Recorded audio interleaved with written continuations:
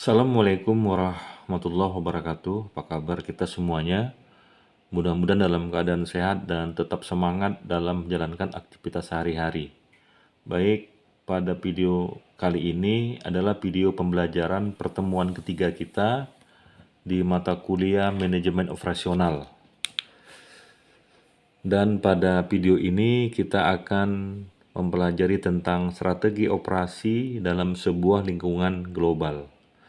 Sebagai pendahuluan ya, bahwa manajemen operasional merupakan bagian penting dalam perusahaan yang berfokus pada efisiensi produksi dan layanan. Dalam lingkungan global yang kompetitif, perusahaan harus mengembangkan strategi operasi yang memungkinkan mereka untuk bersaing secara efektif. Jadi, kegiatan operasional yang efektif dan efisien maka akan dapat memberikan dampak kemampuan dalam berkompetisi ya. Untuk itu perlu ya dilakukan sebuah strategi yang baik ya untuk bisa bersaing secara efektif. Oke. Jadi nanti ada 5 hal ya yang akan kita bahas dalam materi ini. Yang pertama adalah mendefinisikan misi dan strategi. Kemudian yang kedua, tingkat pendekatan strategis pada keuntungan kompetitif. Yang ketiga, signifikansi faktor-faktor keberhasilan yang penting dan kompetensi utama. Yang keempat, penilaian faktor untuk mengevaluasi baik negara dan penyedia ahli daya. Dan yang kelima, identifikasi 4 pilihan strategi. Baik, kita akan memulai dari yang pertama, tentang bagaimana mendefinisikan misi dan strategi.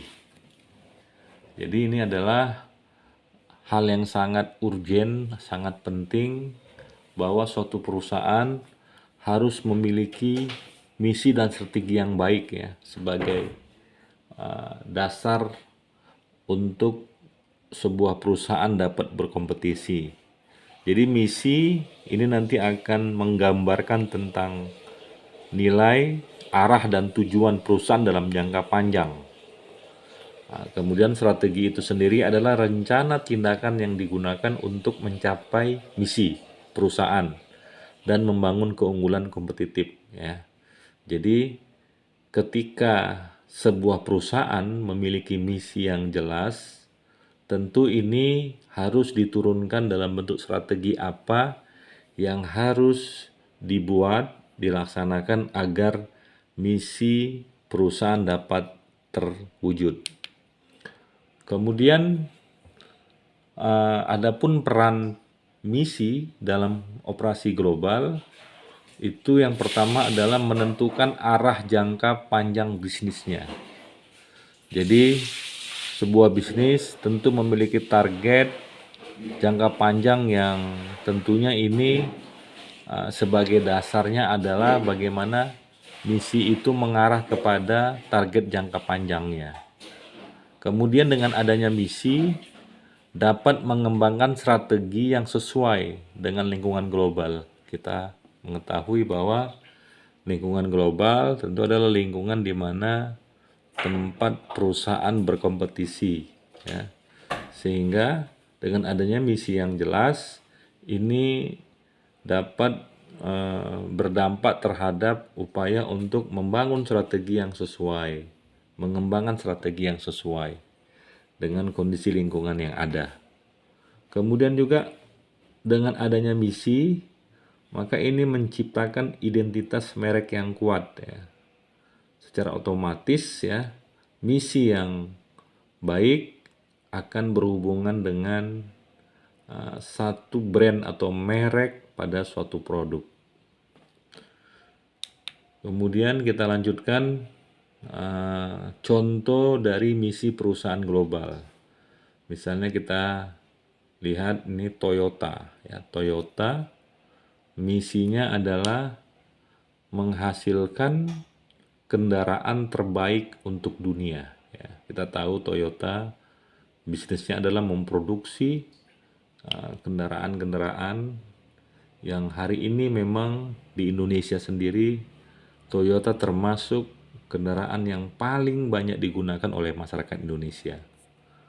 Kemudian Amazon ya, ini adalah misinya menjadi perusahaan paling customer ya, centric di dunia. Nah, ini adalah misi Toyota dan Amazon. Kemudian untuk bagaimana proses merumuskan strategi operasionalnya.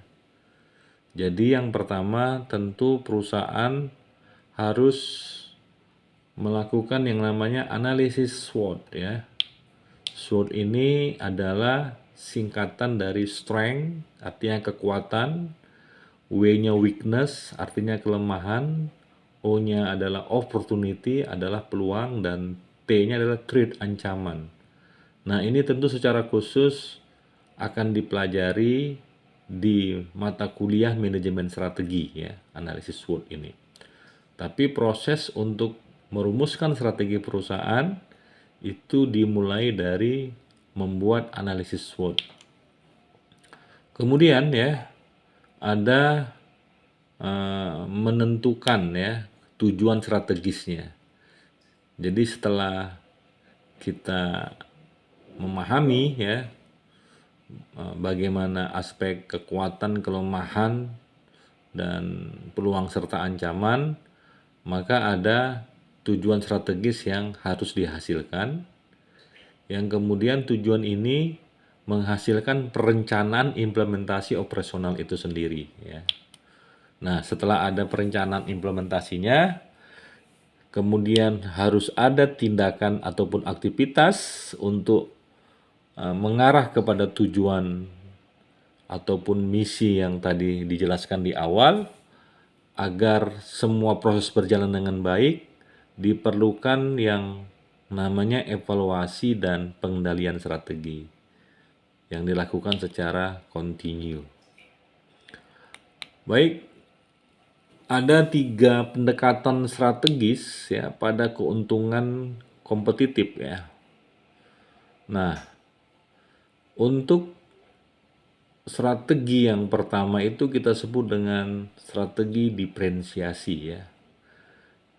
Strategi diferensiasi ini adalah strategi yang berhubungan dengan apa sesungguhnya yang membedakan produk kita dengan produk sejenis atau produk kompetitor kita.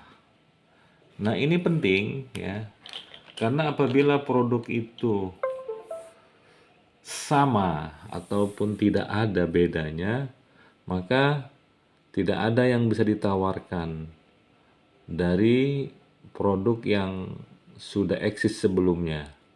Maka apabila ada produk itu adalah produk pendatang ya, produk baru yang ingin dapat berkompetisi di pasar global, maka dia harus memiliki strategi diferensiasi. Ini contohnya ya, kita bisa lihat Apple ya, yang menawarkan desain dan teknologi eksklusif pada produknya. Oke, kemudian kita lanjutkan.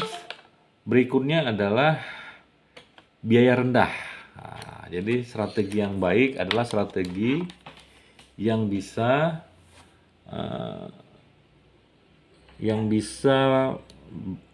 meminimalkan ya cost ataupun biaya-biaya dalam operasi perusahaan. Jadi harus ada yang disebut dengan cost leadership ya. Jadi ini menciptakan efisiensi operasional untuk menekan biaya produksi. Kita bisa contohkan Walmart yang menerapkan strategi harga murah melalui skala ekonomi. Kemudian kita lanjutkan ke strategi berikutnya adalah strategi responsif atau respons strategi. Ini merupakan adaptasi dengan perubahan pasar dan kebutuhan pelanggan. Jadi bagaimana suatu produk harus bisa merespon apa yang menjadi kebutuhan pelanggan ya, karena ada perubahan pasar, ada perubahan perilaku konsumen. Yang semua itu harus ya direspon dengan bentuk strategi yang tepat ya. Sehingga nanti produk bisa berkompetisi dengan baik. Misalnya Zara yang memiliki rantai pasok cepat ya untuk menyesuaikan tren mode terkini. Oke, kita lanjutkan signifikansi faktor-faktor keberhasilan yang penting dalam kompetensi utama. Jadi ada yang disebut dengan faktor-faktor penting ya dalam keberhasilan atau kita sebut dengan critical success factors ya. Nah, ini sebuah aktivitas bisnis ya harus memiliki 5 aspek ini agar keberhasilan dapat diwujudkan. Yang pertama adalah bagaimana membangun kualitas produk dan layanan yang baik ya. Kualitas produk dan layanan yang baik. Kemudian bagaimana agar bisa efisiensi biaya dan produksi ya. Dengan efisiensi maka tentu berdampak terhadap satu produk yang nanti secara operasional itu tentunya bisa menghemat anggaran-anggaran yang bisa meningkatkan laba ataupun profit perusahaan sehingga perusahaan akan terus bisa eksis dan berkembang. Karena tidak ada biaya-biaya yang sebenarnya tidak perlu dikeluarkan atau bagaimana suatu produksi bisa diciptakan seefisiensi mungkin. Kemudian yang ketiga adalah kecepatan respon terhadap pasar. Nah, ini yang ketiga ini. Kita tahu pasar terus berkembang, tumbuh, perilaku konsumen juga terus berubah-ubah, maka harus ada riset yang baik ya untuk memahami agar sebuah produk itu dapat relate ya dengan kebutuhan pasar ya. Kita tahu beberapa bulan yang lalu itu sempat kita dapat informasi. Misalnya tutupnya sejumlah perusahaan besar ya, di antaranya sepatu merek Bata yang sudah sekian lama hadir di Indonesia, tetapi ternyata sekarang mengalami kebangkrutan. Bisa jadi karena tidak mampu merespon ya, terkait dengan perilaku konsumen ya, di mana hari ini kita tahu begitu kita dibanjiri oleh produk-produk impor yang kita akses dengan lebih mudah melalui e-commerce ya dan pembelian secara online. Kemudian ada keunggulan teknologi dan inovasi ya, ini tentunya agar sebuah produk terus dapat handal ya. Jadi dengan inovasi dan teknologi dan terus adanya pengembangan inovasi ini diharapkan produk akan semakin handal dan sangat mampu untuk betul-betul memenuhi kebutuhan dari pelanggan. Nah, kemudian yang terakhir adalah sumber daya manusia yang kompeten. Kita tahu bahwa aspek SDM adalah aspek penting ya, dalam upaya untuk menghasilkan satu produk yang berkualitas. Maka perlu terus menjaga dan memperhatikan aspek SDM. Nah, sekarang kita masuk di kompetensi utama ya, atau core competence ya. Jadi kompetensi yang membedakan perusahaan dari pesaingnya. Ya, misalnya kita tahu Nike ya, mereknya sangat kuat dengan strategi branding globalnya. Kemudian keunggulan teknologi itu dapat dicontohkan adalah pada Tesla dalam inovasi kendaraan listrik ya. Milik Elon Musk ya. Kemudian efisiensi operasi itu ada pada Amazon ya dalam pengelolaan rantai pasok. Ini 3 kompetensi yang dimiliki oleh 3 produk besar di dunia ya, Nike, Tesla dan Amazon. Kemudian berikutnya adalah yang keempat, faktor untuk mengevaluasi ya negara dan penyedia alidaya. Jadi ini adalah penting ya bahwa suatu produk itu berhubungan dengan berbagai macam aspek ya, Di antaranya adalah faktor negara. Nah, jadi sebagai fundamentalnya bahwa kegiatan operasional perusahaan sangat berkaitan dengan bagaimana stabilitas ekonomi dan politik di suatu negara. Jika ekonomi membaik, kondisi politik aman, maka kegiatan bisnis dapat berjalan dengan optimal tentunya ya. Bagaimana kita mau menjalankan bisnis kalau terjadi huru-hara atau kondisi ekonomi lagi sulit sehingga orang tidak mampu membeli barang-barang yang tidak penting ya atau mungkin belum prioritas ya. Nah, ini berhubungan dengan ekonomi ya. Jadi kalau misalnya sebuah negara kondisi ekonominya stabil dan politiknya baik, maka investasi akan banyak masuk, secara otomatis kita tahu maka akan tumbuhlah ekonomi di negara tersebut. Kemudian ada yang namanya ketersediaan tenaga kerja dan biaya produksi. Nah, ini untuk bisnis suatu wilayah harus memiliki tenaga kerja, apalagi pabrik ya yang membutuhkan tenaga kerja, dan juga harus ada modal untuk melakukan operasi ataupun melakukan aktivitas operasional. Ya, harus ada biaya produksi. Kemudian infrastruktur dan teknologi ya. Tentunya bisnis membutuhkan infrastruktur ya. Sebuah pabrik harus memiliki ya akses jalan ya untuk memenuhi rantai pasok bahan baku. Kemudian juga harus ada listrik, air ya. Kemudian hal-hal lain ya yang berhubungan dengan infrastruktur ya termasuk gedung dan bangunan yang kokoh.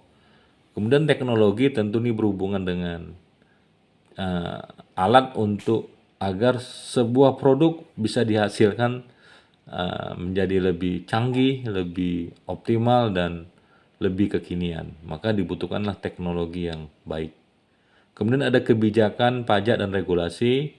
Ini berhubungan dengan kondisi suatu negara.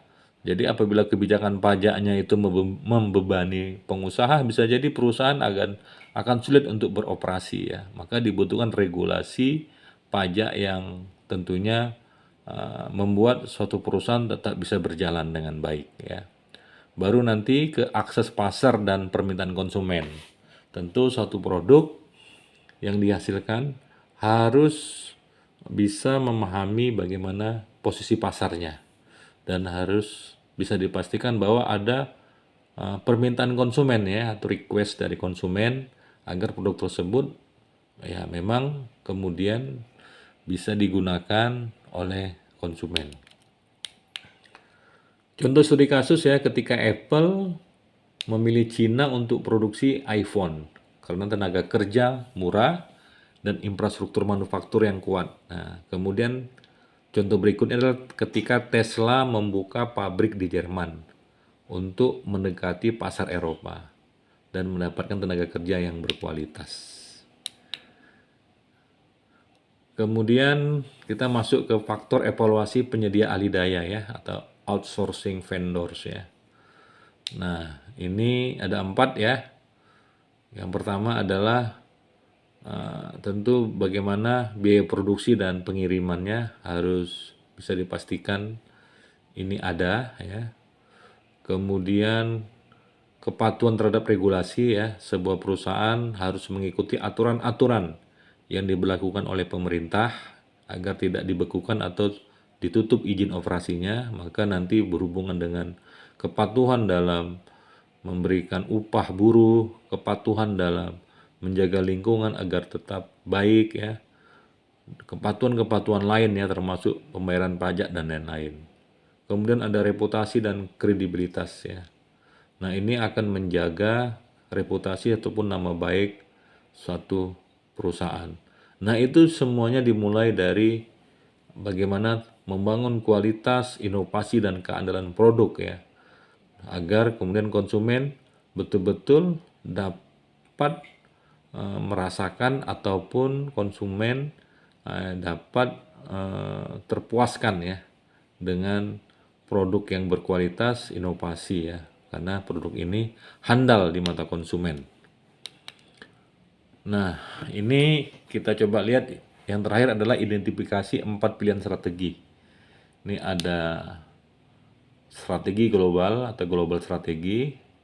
Ini produk dan operasi seragam di seluruh dunia. Contohnya kita tahu ada produk Coca-Cola yang mendunia ya, dengan produk yang hampir sama di seluruh negara. Namanya strategi global.